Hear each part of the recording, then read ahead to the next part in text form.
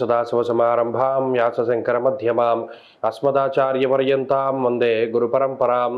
జ్యోతిష్ శాస్త్రాన్ని భావితరాల వారికి ప్రసాదించిన ఋషుల యొక్క పాదపద్మాలకి నమస్కారం చేసుకుంటూ, అలాగే నాకు ఈ జ్యోతిష విద్యను నేర్పిన గురువర్యులు జ్యోతిష బ్రహ్మ కీర్తిశేషులు శ్రీ ఏరంకి సూర్యనారాయణమూర్తి గారు సూర్యశ్రీ దైవజ్ఞ గారి యొక్క పాదపద్మాలకి నమస్కారం చేసుకుంటూ, ఓం శ్రీ మహాగణాధిపతి నమః, శ్రీ గురుభ్యో నమః, హరి ఓం.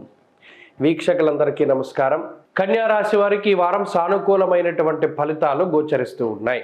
షష్ఠ స్థానమందు శని కుజులు ప్రధానమైనటువంటి యోగ్యమైనటువంటి గ్రహాలు. ఆ తదుపరి చంద్రుని యొక్క బల సంపత్తి ఈ కన్యా రాశి వారిలో ప్రధానంగా ఉన్నది.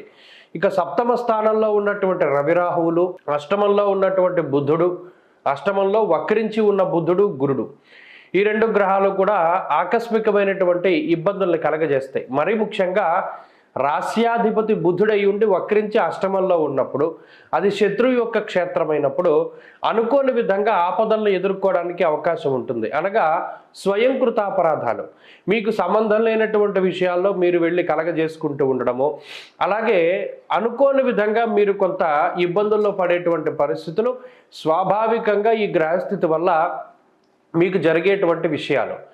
ప్రత్యేకించి అతి కోపం వల్ల లేదా అతి సంతోషం వల్ల, ఇచ్చినటువంటి మాటను నిలబెట్టుకోకపోవడం వల్ల బాధపడేటువంటి పరిస్థితులు ఈ కన్యా రాశి వారిలో ప్రధానంగా చూడవచ్చు.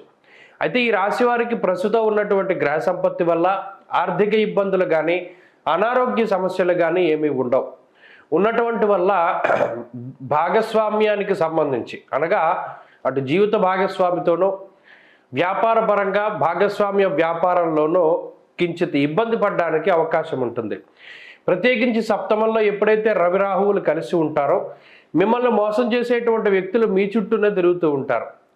వారు తోబుట్టువులు అవనివ్వండి, కుటుంబ సభ్యులు అవనివ్వండి, బంధువులు అవనివ్వండి, మిత్రులు అవనివ్వండి, సమయం కోసం ఎదురు చూసి వారు మిమ్మల్ని మోసం చేయడానికి అవకాశం ఉంటుంది. కాబట్టి వారి పరంగా కొంత జాగ్రత్తలు తీసుకుంటూ ఉండాలి. విదేశీయానానికి ఈ గ్రహస్థితి సహకరిస్తూ ఉంటుంది. ఉద్యోగస్తులకి ఈ గ్రహస్థితి బాగున్నది. ఉద్యోగపరంగా ఈ వారం మంచి ఫలితాలని ఆర్జించవచ్చును. మరీ ముఖ్యంగా ఉద్యోగ మార్పుకి చేసేటువంటి ప్రయత్నాలు మంచి ఫలితాన్ని ఇస్తాయి. వ్యాపార పరంగా కన్యా రాశి వారికి గ్రహ సంపత్తి చాలా బాగున్నది. భాగస్వామ్య వ్యాపారాలు మినహాయించి మిగతా వ్యాపారాలన్నీ బాగుంటాయి. విద్యార్థులకి మాత్రం గ్రహస్థితి కొంత ప్రతికూలంగా ఉన్నది కాబట్టి ఆచితూచి ముందుకు వెళుతూ ఉండడం చెప్పదగినటువంటి సూచన. స్త్రీలకు ప్రత్యేకించి ఈ గ్రహ సంపత్తి ఆరోగ్యాన్ని ప్రసాదిస్తుంది. ఉద్యోగ వ్యాపారాలు చేసేటువంటి స్త్రీలు ఆనందదాయకంగా ఉండడానికి, వారికి గుర్తింపు లభించడానికి అవకాశం ఉంటుంది. కన్యా రాశి వారు ఈ వారం మరింత అనుకూలమైనటువంటి ఫలితాన్ని సాధించడానికై విష్ణువు యొక్క ఆరాధన చేస్తూ ఉండడం, విష్ణు సహస్రనామ స్తోత్ర పారాయణం లేదా శ్రవణం శుభ ఫలితాన్ని ఇస్తుంది. ఈ వారంలో కలిసొచ్చేటువంటి రోజు మంగళవారంగా చెప్పవచ్చును. అదృష్ట సంఖ్య 1, అదృష్ట వర్ణము కాషాయము.